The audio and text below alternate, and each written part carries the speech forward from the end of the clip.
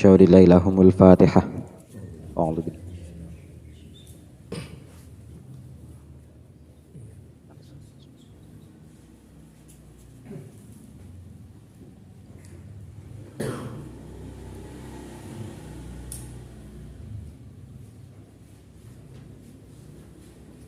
Qala al-mu'allif rahimahullah ta'ala wa nafa'ana bihi wa bi'udum bihi wa bi asrari fid dharain amin ya rabbal alamin. Pasal 159. Qaluhu rubbama la'aka ala ghaibi malakutihi wa hajaba angka al-istishrafa ala asraril ibadi. Ada kalanya Allah memperlihatkan rahasia malakutnya, namun dia menghijabmu dari mengetahui rahasia para hambanya. Mungkin Allah sesekali menampakkan rahasia kerajaannya yang gaib dan tak bisa kau lihat, yang ada di atas langit dan di bawah bumi. Namun dia menghijabmu dari melihat rahasia para hambanya atau yang ada di hati mereka, baik berupa kebaikan maupun keburukan. Itu termasuk bentuk kasih sayang Allah kepadamu. Dalam hikmah berikutnya disebutkan. Jadi nek wingi kan bahas bahwa wali itu luweh angel didelok, luweh angel dikenali, luweh angel disifati, luweh gampang nyifati Gusti Allah, luweh gampang kenal pangeran daripada kenal wali ini Gusti Allah. Karena wali ini Gusti Allah iku yo padha ambek awake dhewe, yo doyan ngombe, yo doyan ataupun punya sifat basyariah, sifat manusia. Nah, keterangannya ini. Jadi ada kalanya Gusti Allah itu menampakkan rahasia kerajaannya. Nanti ono kalane ya ditudoi utawa ditampakkan. Tapi Gusti Allah itu nutupi rahasiane para makhluk. Lah sing wingi bahas wali. Atau lek kene aja kok wali, menungso biasa iku awake dhewe gak kira ro. Rahasia sesama manusia ini kita tidak tahu, karena akhirnya di rahasia di hikmah selanjutnya dibahas manit tola'a alal asraril ibad wala metakhallaq birahmatil ilahiyah kana ittila'uhu fitnatan alaihi wa sababan lijarril wabali ilaihi.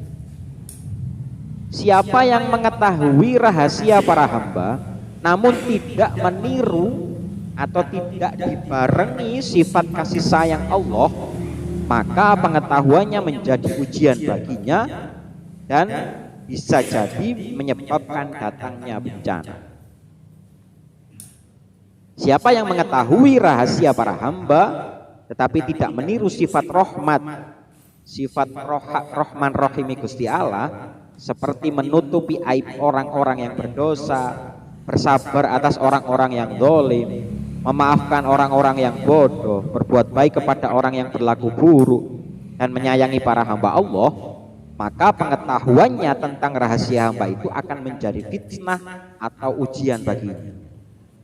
Hal itu dapat mendorongnya melihat dirinya sendiri dan mengagungkan keadaannya, sombong dengan amalnya dan congkak di hadapan orang lain. Inilah ujian paling besar baginya. Bahkan dapat menjadi sebab datangnya bencana kepadanya karena ia telah mengaku-ngaku memiliki sifat Tuhan dan menandinginya dalam hal kesombongan dan keagungan. Inilah bencana paling besar, kehinaan dan peringatan yang paling keras. Diriwayatkan ketika Allah memperlihatkan kerajaan langit dan bumi kepada Ibrahim alaihissalam, ia mendatangi seorang laki-laki yang sedang melakukan maksiat terhadap Allah. Ibrahim pun mendoakan celaka orang itu hingga ia pun binasa. Ibrahim lalu mendoakan orang lain yang berbuat sama dengannya, maka semuanya pun binasa. Allah lalu berfirman kepada Ibrahim, wahai Ibrahim, kau adalah orang yang doanya selalu dikabulkan. Jangan kau doakan celaka hamba-hambaku karena dariku mereka akan terbagi ke dalam 3 keadaan. Seorang hamba dari mereka bertobat kepadaku dan aku pun menerima tobatnya.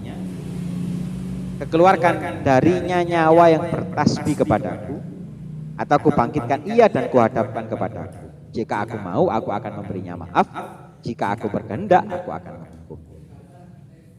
Ada yang mengatakan inilah ataupun perlakuan Nabi Ibrahim ini sebab kenapa Allah memerintahkan Ibrahim untuk menyembelih anaknya, yaitu karena Allah begitu menyayangi hamba-hambanya seperti Ibrahim menyayangi anaknya. Kesimpulannya, muka syafah adalah nikmat Allah Subhanahu wa taala atas seorang murid. Cara mensyukurinya adalah dengan menutupi aib hamba atau memaafkannya.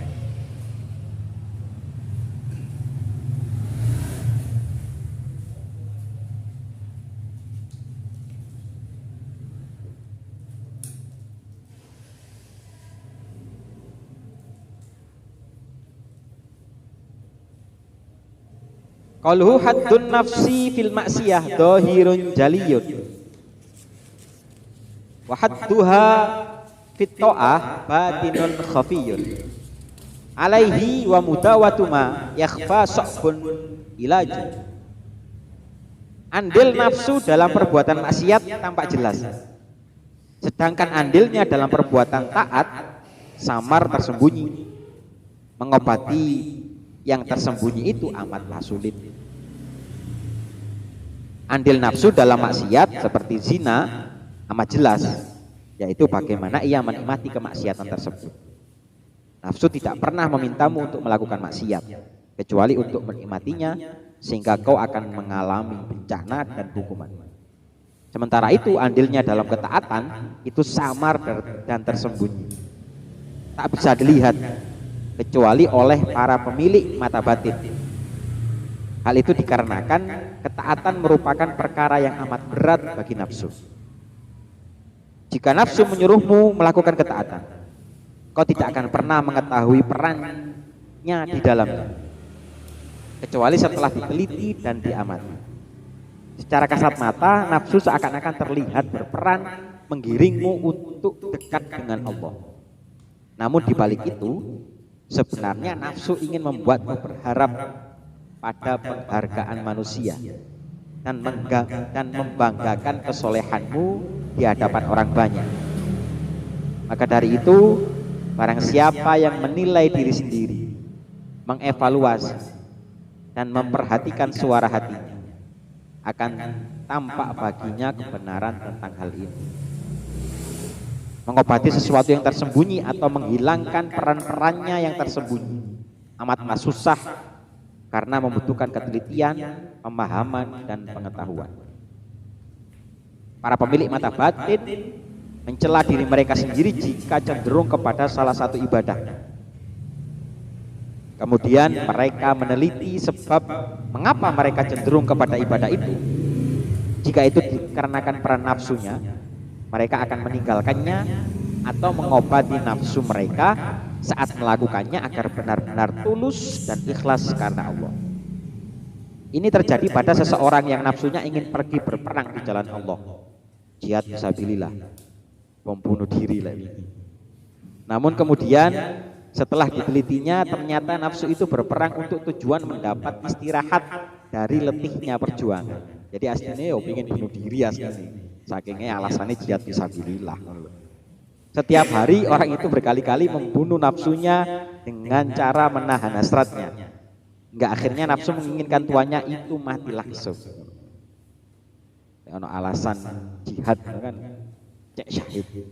Dengan demikian ia akan beristirahat selamanya. Kemungkinan lain setelah diteliti, ternyata nafsu itu berperang hanya agar didengar orang-orang bahwa ia mati syahid, sehingga menjadi mulia di mata mereka. ia juga ingin disebut-sebut sebagai orang yang rela mati. Oleh karena itu ia memilih meninggalkan perang demi mendapatkan keinginannya. Terkadang seseorang memiliki semangat dan merasa nikmat pada satu macam ibadah yang tidak didapatnya pada jenis ibadah yang lain. Hal itu tak lain karena keuntungan nafsu di dalam ibadah itu lebih besar daripada dalam ibadah lainnya. Jika orang itu termasuk pemilik mata batin, ia akan beralih dari kecenderungan nafsunya kepada hal lain. Jika nafsu mengalahkannya dalam kesibukannya beribadah itu, nafsu tidak memiliki andil apa-apa kecuali untuk keuntungannya sendiri. Ilahuna wallahu ta'ala a'lam bishawab.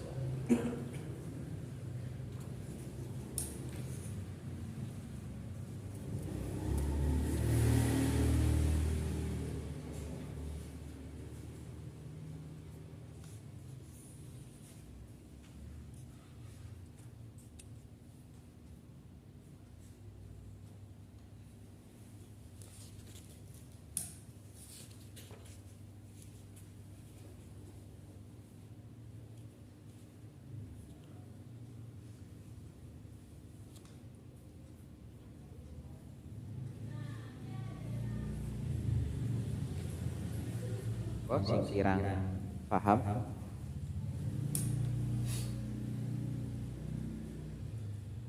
Capres mungkin tidak. Tapi pasal 159 ini kan setelah Allah kan sesekali menampakkan kerajaannya, istilahnya tenala malakut, istilah sing boten bisa kata ditingali tiang-tiang, namun disaged ditingali tiang-tiang yang sampun kanugrahan niki ten selanjutnya itu, namun dia menghijabmu dari banyak rahasia para hambanya atau yang ada di hati mereka, baik berupa kebaikan atau keburukan. Itu termasuk bentuk kasih sayang Allah kepadamu dalam hikmah berikutnya. Nopo termasuk ngeten kados yang istilah pun mboten tiyang niku mboten nangsal istilahnya nuduh-nuduh napa-napa dumateng tiyang itu, soalnya mboten semrap niku tua keburukan kebaikan ingkang wonten dalam manahe tiyang lintu. Soalnya kados istilahnya wonten contoh-contoh pada ingkang sampun panjenengan pun terangaken wonten ahli zina pada akhirnya mati husnul khotimah apa ngoten niku.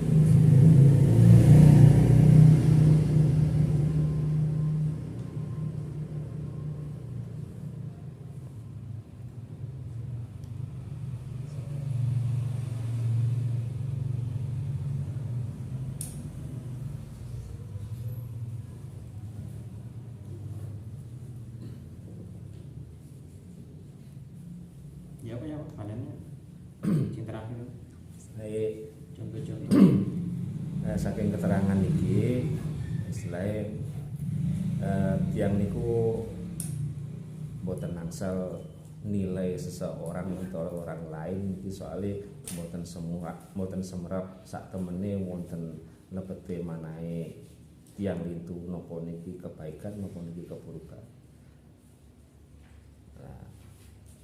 Ingkang sampun diparingi contoh keterangan singen-singen kan kusenang kangge saking maringi contoh Allah niku istilahnya kuasa lah.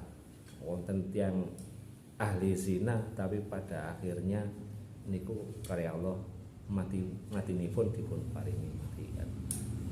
Nggih wonten ahli ibadah tapi pada akhirnya juga mati dalam keadaan kafir. Kan ngoten nah. Wonten nah. Lah napa keterangan niku niki keterangan 159 niki kados ngoten Gus. Mboten asal istilah nilai orang lain. Soalnya kan tentunya disebutakan Allah tidak akan menghijabmu melihat rahasia para makhluknya, hambanya.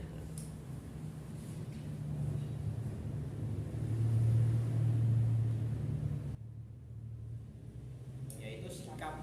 Pasannya kan itu sikap kita ya, terus tidak boleh menilai, itu kan sikap kita.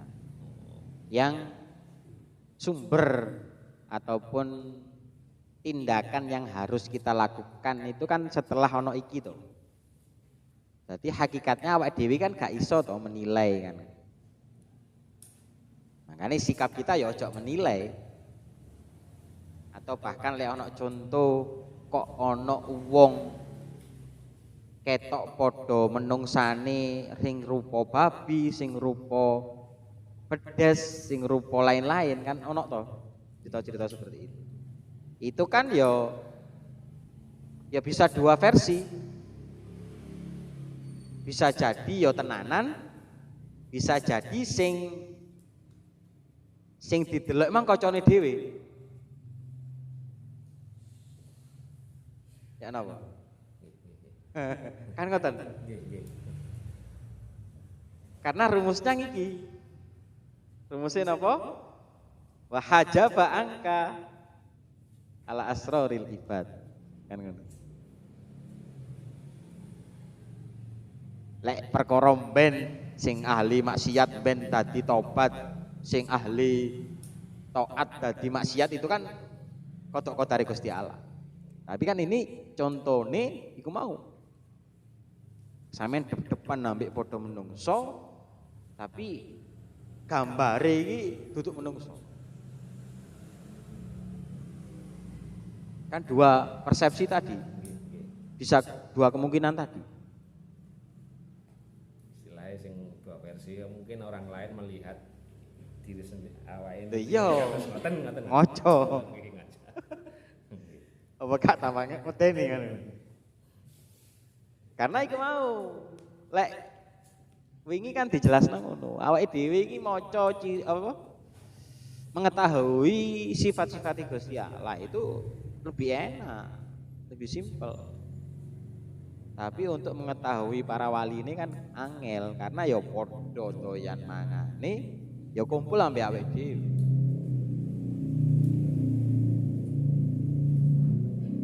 Lah tujuane kenapa kita itu dihijab sesama manusia, kita itu terhalang untuk melihat sesama manusia karena umume di pasal selanjutnya umume padha menungsone iku lek wis ketok eleke itu kan gak iso duwe sifat Rahman Rahim Gusti Allah.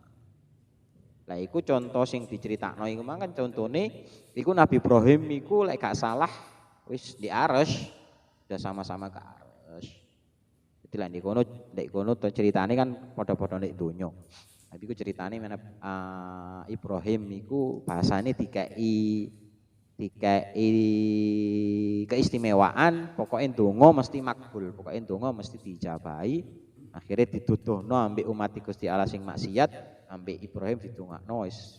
Tapi daripada maksiat pateni mawon Gusti kan ngono. Pati tenan.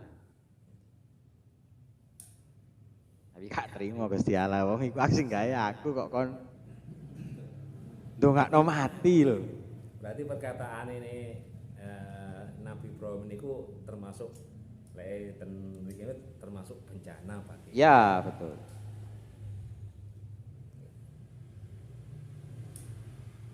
Itulah kenapa di nabi-nabi itu kesannya sebelum Nabi Nuh, nanti Nabi Nuh munggah ambek Rasulullah Shallallahu Alaihi Wasallam itu kesannya beda karena rata-rata sebelum Rasul, sebelum Kanjeng Nabi Muhammad itu pokoknya ono umate balelo Bahasanya kan langsung diadab. Tapi ketika Rasul kan tidak. Lah ono umate balelo kan ditungakno. Muga-muga eling KO umat KO dhek sing mlebu Islam kan ya muga-muga anak turune iso mlebu Islam. Kan ngono. Lah lek dipateni saiki lah ya gak duwe anak turun kan ngono. Tapi sebelum Rasulullah iku wis zamane Nuh, zamane Musa rata-rata balelo pateni.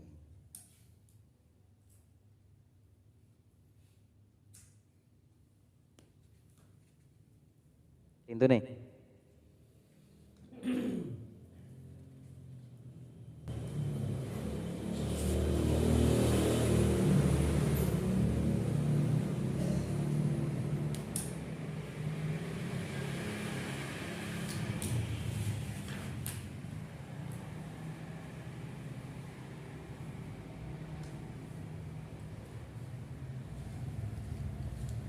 Contoh, yang di mana tuh?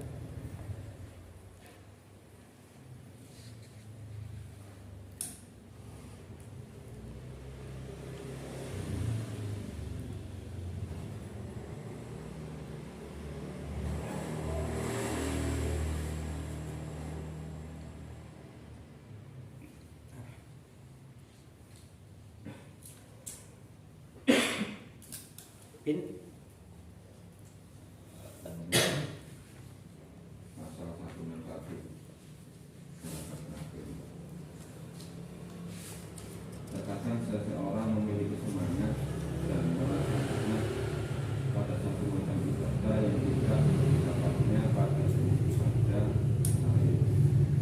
Hal itu tak lain karena keuntungan nafsu di dalam ibadah itu lebih besar daripada dalam ibadah lainnya. Jika orang itu termasuk memiliki mata batin, ia akan beralih dari kecenderungan nafsunya kepada Allah. Jika nafsu menahan segala kehidupannya beribadah itu, nafsu tidak memiliki andil apa-apa kecuali untuk mungkin masih penjelasan mungkin mungkin keterangan. Jika nafsu mengalahkannya, ini nafsu kok tidak memiliki andil apa-apa. Keterangannya jika nafsu mengalahkannya.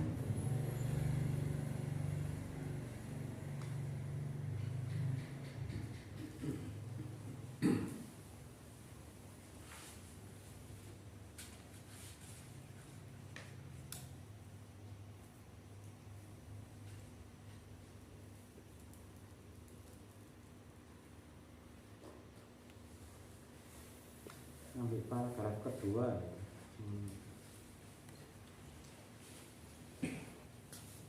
Murni.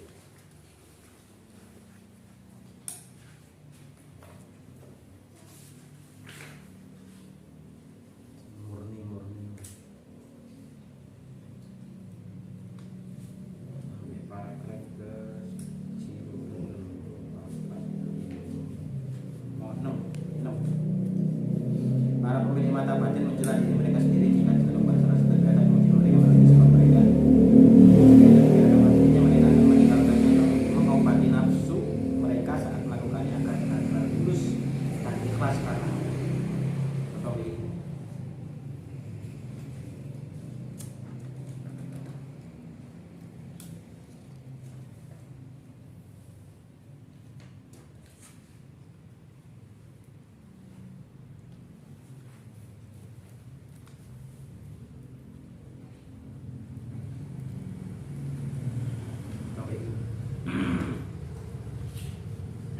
Contoh satu ibadah dzikir. Jadi ketika dzikir itu ono kenyamanan, ono ketaatan, ono rasa sing ngalahno ibadah yang lain. Ngalahno salat. Aku lek zikir iso khusyuk, lek salat kok lambiar ya kan.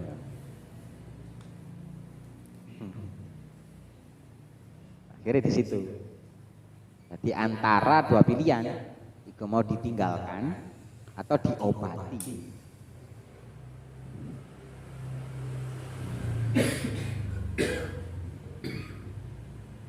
Atau pendapat sebelum-sebelum yang sudah kita bahas, yo lakonono terus. Cek wis ilang nafsumu.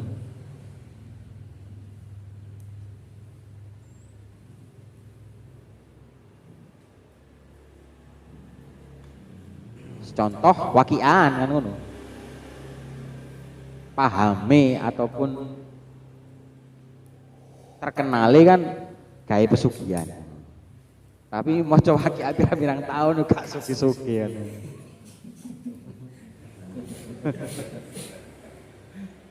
Lah yo wocon terus. Wocon terus.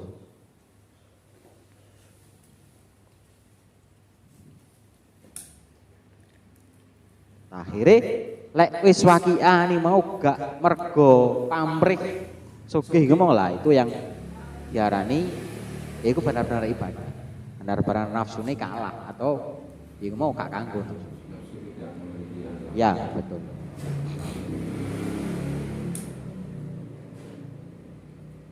Walaupun awalnya sih kan ono pamrih iku. Tapi kan kok gak mandi yo. Sing gak mandi wah kiai tak lambene kan.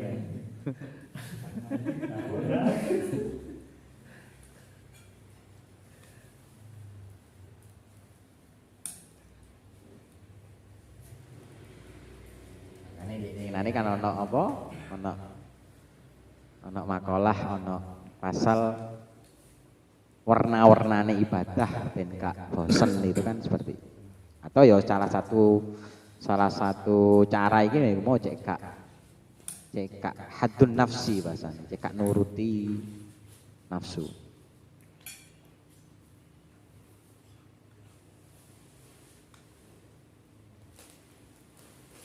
Ya persyaratannya mau li'annahu yahtaju ila daqqatin wa fahmin wa nufuti idrakin. Tapi dengan persyaratan butuh ketelitian, pemahaman dan apa? Jadi meraih nafsu itu butuh itu. Pengetahuan, pemahaman dan penelitian. Karena tanpa tiga itu yo judulnya benar tok. Judulnya pengen tok, judulnya benar tok kan sing salah. Jane ya Pak Kiai. Judulnya bener tok.